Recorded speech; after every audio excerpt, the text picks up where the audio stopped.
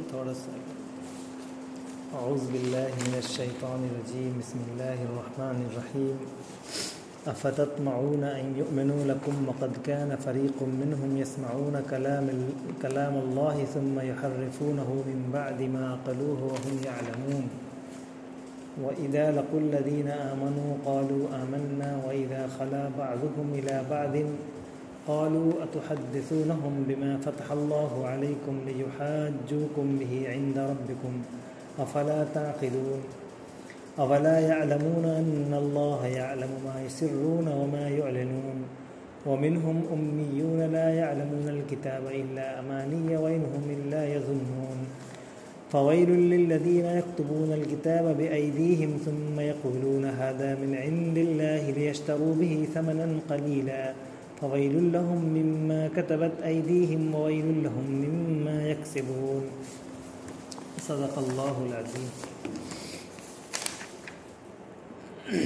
اے مسلمانوں، اب کیا ان لوگوں سے تم یہ توقع رکھتے ہو کہ یہ تمہاری دعوت پر ایمان لے آئیں گے، حالانکہ ان میں سے ایک گروہ کا شیوہ یہ رہا ہے کہ اللہ کا کلام سنا اور پھر خوب سمجھ بوجھ کر دانستہ اس میں تحریف کی. محمد صلی اللہ علیہ وسلم پر ایمان لانے والوں سے جب یہ لوگ ملتے ہیں تو کہتے ہیں کہ ہم بھی انہیں مانتے ہیں، اور جب آپس میں ایک دوسرے سے تخلیہ کی بات چیت ہوتی ہے تو کہتے ہیں کہ بے وقوف ہو گئے ہو، ان لوگوں کو وہ باتیں بتاتے ہو جو اللہ نے تم پر کھولی ہیں، تاکہ تمہارے رب کے پاس تمہارے مقابلے میں انہیں حجت میں پیش کریں. اور کیا یہ جانتے نہیں ہیں کہ جو کچھ یہ چھپاتے ہیں اور جو کچھ ظاہر کرتے ہیں اللہ کو سب باتوں کی خبر ہے. ان میں ایک دوسرا گروہ امیوں کا ہے جو کتاب کا تو علم رکھتے نہیں، بس اپنی بے بنیاد امیدوں اور آرزوؤں کو لیے بیٹھے ہیں اور محض وہم و گمان پر چلے جا رہے ہیں. بس ہلاکت اور تباہی ہے ان لوگوں کے لیے جو اپنے ہاتھوں سے شرع کا نوشتہ لکھتے ہیں، پھر لوگوں سے کہتے ہیں کہ یہ اللہ کے پاس سے آیا ہوا ہے تاکہ اس کے معاوضے میں تھوڑا سا فائدہ حاصل کر لیں. ان کے ہاتھوں کا یہ لکھا بھی ان کے لیے تباہی کا سامان ہے، اور ان کی یہ کمائی بھی ان کے لیے موجب ہلاکت ہے. ان آیت میں یہ بات بتائی جا رہی ہے جو نو مسلم ہیں یا مسلمان ہیں اور ان کے جو ابھی فی الحال ایمان لائے ہیں ان کو خطاب کیا گیا ہے، جبکہ تفصیل سے تذکرہ چل رہا تھا یہودیوں کا، ان کے تاریخی حوالے بیان کیے جا رہے تھے. اسی ذیل میں یہ بات آئی کہ اصل میں جو مسلمان ایمان لا رہے تھے وہ لوگ ان یہودیوں سے چونکہ اکثر متاثر تھے، اس لیے کہ اس مدینہ کے ارد گرد میں جو لوگ یہودی تھے وہ صاحب علم تھے، ان کے پاس علوم تھے، معلومات تھی، لوگوں کو دینی باتیں بھی بتاتے تھے. ان کا گویا ایک دینی سکہ جمع ہوا تھا لوگوں کے سامنے، اور لوگوں کو بھی یہ پتہ تھا کہ یہ مذہبی لوگ ہیں اور ان کو دین کی معلومات ہیں. تو ان کی بتائی ہوئی باتوں میں سے یہ بات بھی ہوا کرتی تھی کہ ایک رسول آئیں گے اور ان کی علامات ہوں گی وغیرہ. تو ان کی باتوں سے ہی متاثر ہو کر، یعنی یہودیوں کی تعلیمات سے، یہودیوں کی باتوں سے متاثر ہو کر کچھ لوگ اللہ کے رسول پر ایمان لے آتے. اب جب کچھ لوگ اللہ کے رسول پر ایمان لاتے، وہ لوگ یہودیوں کے علماء کے پاس پہنچتے اور کہتے کہ آپ ہی نے تو بتایا اور آپ ہی کی محنت سے ہم وہاں ایمان لے آئے ہیں، تو اب آپ لوگ کیوں نہیں ایمان لاتے؟ آپ لوگ کو پیش ہونا چاہیے. تو اس میں یہودی یہ کہا کرتے تھے کہ یہ جو توریت میں جو بات لکھی ہوتی تھی اس کو وہ چھپاتے تھے، کہتے یہ مراد نہیں ہے بلکہ اس سے یہ مراد ہے اور اس سے یہ معنی ہے اور یہ رسول نہیں ہے. اس طرح کی باتیں، اس طرح کی تعویلات کرتے تھے تاکہ مسلمانوں میں کچھ شبہات ہوں، اور جو لوگ جن کو تحریک مل رہی ہے، جو لوگ غور فکر کر کے کچھ حق کو سمجھنا چاہ رہے ہیں، ان کو بھی ان کے ذہن میں اس طرح کا انتشار پیدا ہو اور وہ اس سے رک جائیں. بلکہ بہت سے لوگوں کو یہ شبہ ہو بھی گیا تھا کہ جب اتنے اہل علم لوگ ہیں، اتنے سمجھدار لوگ ہیں، یہ لوگ جب ان کو نبی نہیں مان رہے ہیں، رسول نہیں مان رہے ہیں، تو ہمیں نہیں ماننا چاہیے، بلکہ یہ مشائخ، علماء اور اس طرح کے لوگ ہیں، تو یہ اگر کسی چیز کو تسلیم نہیں کر رہے ہیں اس کا مطلب وہ حق نہیں ہے. ان کو یہ کہا جا رہا ہے کہ کیا تم ایسے لوگوں سے تم تمنا کر رہے ہو کہ وہ تم پر ایمان لے آئیں گے، تمہاری بات مان لیں گے، تمہارے لیے ایمان لے آئیں گے؟ ایسا نہیں ہو سکتا. اصل میں اس کے آگے جو دلیل دی جا رہی ہے کہ یہ لوگ کیوں نہیں ایمان لا سکتے ہیں اور تمہاری تمنا کرنا یا تمہارا توقع کرنا کیوں صحیح نہیں ہے. اس کی وجہ یہ ہے کہ جو حق کا انکار ہوتا ہے کسی غلط فہمی کی وجہ سے ہو تو اس کی تو تلافی ہو سکتی ہے، لیکن ان کا جو انکار ہے وہ غلط فہمی کی وجہ سے نہیں ہے، بلکہ ان کے پاس دلائل نقلیہ اور دلائل عقلیہ دونوں موجود ہیں۔ دونوں دلائل سے ان کے سامنے یہ بات واضح ہے۔ دلائل نقلیہ توریت کے حوالے سے ان کے سامنے موجود ہیں، نقلی دلائل ان کے سامنے ہیں، لیکن ان منقولات سے بھی استفادہ اس لیے نہیں کر رہے کہ جو بھی منقولات میں سے جو آیات یا جو تعلیمات ان کے حق میں ان کے دعوے یا ان کے انکار کے خلاف باتیں کر رہے، جو ان کے جھوٹے دعووں اور جھوٹے یعنی تمناؤں کی حمایت نہیں کر رہی ہیں، تو ان دلیلوں کو ان آیات میں وہ تحریفی کر دیتے تھے، بدل دیتے تھے، تاکہ لوگوں کو بھی اشتباہ ہو، اور جو لوگ اس سے پہلے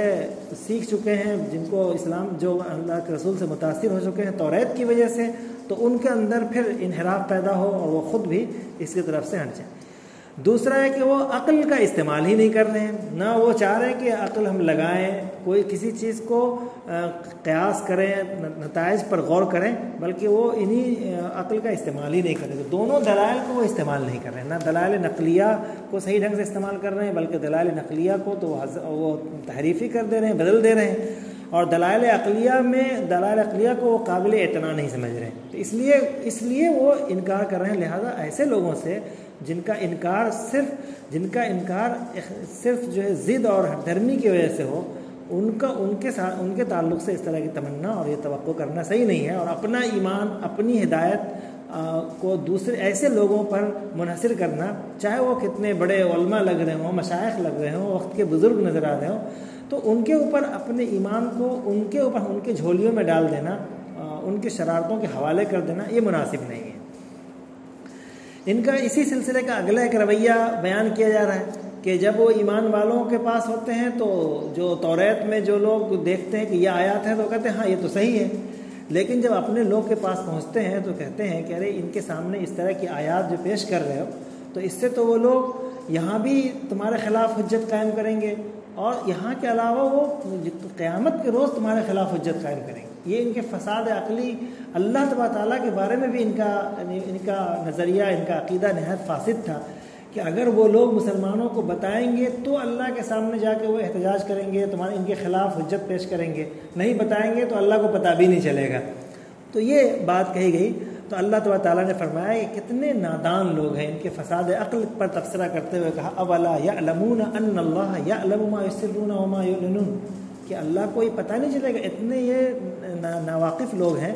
اور اتنے عقیدے میں اتنے فاسد ہیں کہ اللہ کے بارے میں بھی ان کو یہ پتہ نہیں ہے کہ وہ اللہ کے سامنے چاہے چھپاؤ یا اعلان کرو، جو حقیقت ہے اللہ اس سے واقف ہوتا ہے۔ یہ ان کے علماء کا رویہ، انکار کا رویہ پیش کیا گیا۔ اب آگے ان کے کچھ وہ لوگ ہیں کہ جن کو ان کے علماء اور مشائخ نے مشائخ کے جھولیوں میں، مشائخ کے فکر میں، مشائخ کی باتوں میں اپنے ایمان کو ان کے حوالے کیے ہوئے تھے،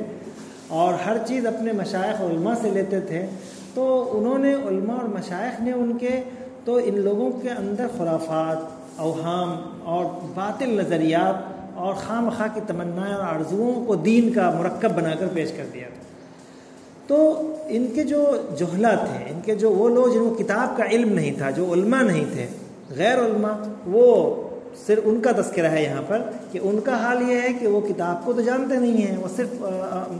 تمناؤں اور آرزوؤں کی پیروی کر رہے ہیں جو ان کے علماء نے سکھایا ہے، جو ان کے علماء نے ان کو بتایا ہے۔ یہ ان کا نتیجہ ہوتا ہے۔ جو لوگ اپنے نظریات کو، اپنے عقلی دلائل کو استعمال کرنے کے بجائے وہ لوگ اپنے تمام چیزوں کو کسی کے حوالے کر دیتے ہیں، اپنے ایمان تک کی باتوں کو، اپنے ایمانی عقیدے کو بھی کسی کے حوالے کر دیتے ہیں۔ ان کا یہ عالم ہوتا ہے کہ وہ تمنا اور آرزوؤں کے ساتھ ہی جیتے ہیں، اور وہ ظن اور گمان کے علاوہ ان کے پاس کچھ دین نہیں ہوتا، اور جبکہ دین اسی کو وہ سمجھتے ہیں۔ آگے پھر ان کے علماء پر تبصرہ کیا گیا ہے، ان کے جو مشائخ ہیں ان کا تذکرہ ہے کہ ان لوگوں کے اندر صرف یہ نہیں تھا کہ وہ تحریف کر دیتے تھے، بلکہ تحریف کے ساتھ ساتھ کچھ اپنی طرف سے باتیں بولتے، باتیں بتاتے، چاہے وہ احکام کے حوالے سے ہو، چاہے نظریات اور عقیدے کے حوالے سے ہو، چاہے کسی بھی موضوع کے متعلق ہو، سیاسی موضوع ہو، وہ کوئی بھی چیز کو اپنی طرف سے بیان کرتے اور اس کو باوزن بنانے کے لیے، اس کو لوگوں میں دھوس جمانے کے لیے کہتے تھے کہ یہ تو اللہ تبارک تعالیٰ نے یہ بات کہی ہے، یہ ہماری بات نہیں ہے، یہ اللہ کی یہ بات۔ اور اس سے توریت کے کلام میں اور اس میں اشتباہ ہو جاتا، مشتبہ کر دیتے کہ یہ کون کس کا کلام ہے۔ یہ بھی ایک تحریف کی ایک شکل تھی کہ ان کے اپنے فتاوے، اپنے افکار، اپنی کلامی مشغافیاں، اپنی منطقی دلائل، اپنی باتیں، یہ سب کے سب کو وہ یہ کہہ کر پیش کرتے تھے کہ اللہ کا کلام، اللہ کی طرف منسوب کر دیتے تھے، یا کم از کم اتنا مقام ان کو دلوایا جاتا تھا اپنے پروپیگنڈے مشنریز کے ذریعے، اپنے لوگوں اور چاہنے والوں کے ذریعے اپنی باتوں کو اس طرح پھیلوایا کرتے تھے، اپنی باتوں کی اس طرح سے اشتہار کروایا کرتے تھے تاکہ لوگوں کو یہ لگے کہ یہ اللہ کی بات ہے۔ اب ایسا نہ ہو کوئی آدمی ان کے مشائخ کی بات کا انکار کرنے کی جرات بھی نہ کر سکے، وہ ان کے علماء اور مشائخ کی رائے ہوتی تھی، ان کے علماء اور مشائخ کی باتیں ہوتی تھی، چاہے کسی بھی موضوع پر ہو، لیکن وہ اپنے کچھ لوگوں کو، اپنے متبعین کو، اپنے چیلوں کو، وہ ایسے چیلوں کو پروپیگنڈا کے طور پہ استعمال کرتے تھے اور ان کی باتوں کو اس طرح عقیدت کے قالب میں ڈھال کر، عقیدت کا لباس پہنا کر اس طرح پیش کرتے تھے کہ لگتا تھا کہ اللہ کا کلام،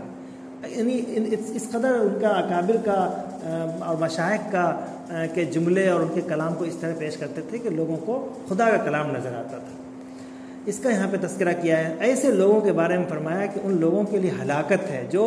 کتاب اپنی ہاتھ سے لکھ لیتے ہیں، کتاب شریعت یعنی شرعی بات ہے۔ یہاں کتاب سے مراد صرف توریت نہیں ہے، توریت تو اس لیے کہا گیا کہ چونکہ وہ کہہ دیتے تھے کہ اللہ کی کتاب، اللہ کی باتیں ہیں، گویا توریت کی ہی آیت ہے، تو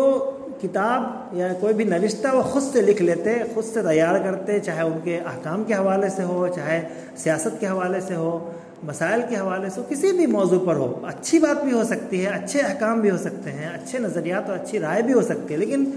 اصل اس میں جو جرم ہوتا تھا وہ یہ ہوتا تھا کہ وہ اپنے چیلوں کے ذریعے، اپنے لوگوں کے ذریعے، اپنے پروپیگنڈوں کے ذریعے یہ پھیلواتے تھے، ثم یقولون ھذا من عند اللہ۔ یہ اصل جرم ہے۔ کتاب لکھنا، کوئی فقہی جز بتانا یا کوئی سیاسی نظریے کو حل کرنا، کسی مسئلے کو پیش کرنا، حل کرنا، یہ جرم نہیں ہے، یہ تو اچھی بات ہے۔ لیکن جو اس کو جو عقیدت کے لباس میں جو پیش پہناتے تھے، عقیدت کا جو لباس اس کو پہنایا جاتا تھا ان دلائل کو، اور پھر ان کو یہ کہا جاتا تھا کہ اللہ کی بات ہے، اتنی اہم بات ہے، جس طرح اللہ کی بات تو ماننا ضروری ہے، اس طرح ان مشائخ کی بات کا ماننا ضروری ہے۔ اس کا یہاں پہ تبصرہ کیا کہ ایسے لوگوں کے لیے ہلاکت ہے۔ اور اس سے ان کا مقصد کیا ہوتا ہے؟ ان کا مقصد یہی ہوتا کہ ہم اپنے حلقے میں مضبوط ہو جائیں، ہمارا اقدار قائم رہے، ہمارا ایک مذہبی دائرہ مضبوط ہو، مذہبی حلقہ مضبوط ہو، یہ ان کا صرف مقاصد ہوا کرتے تھے۔ لیشتروا بہ ثمنا قلیلا۔ اور پھر اسی بات کو دوبارہ اس کی شدت کو بیان کرتے ہوئے کتنا خطرناک عمل ہے یہ، فرمایا کہ فویل لہم مما کتبت ایدیہم، کہ ان لوگوں پر اس وجہ سے ہلاکت ہی ہلاکت ہے جو اپنے ہاتھوں سے لکھ لیتے ہیں اور جو یہ کام کرتے ہیں، یعنی اس کے لکھنے کے بدلے میں جو وہ پروپیگنڈوں کے ذریعے پھیلاتے ہیں اور ان سے جو مقصد حاصل کرتے ہیں، جو عہدہ اور جو ان کے مناصب اور مذہبی قیادت جو حاصل کرتے ہیں، اس پر یہ ان کو ہلاکت ہے۔ یہ ان کے علماء کے احوال بیان کیے گئے۔ وآخر دعوانا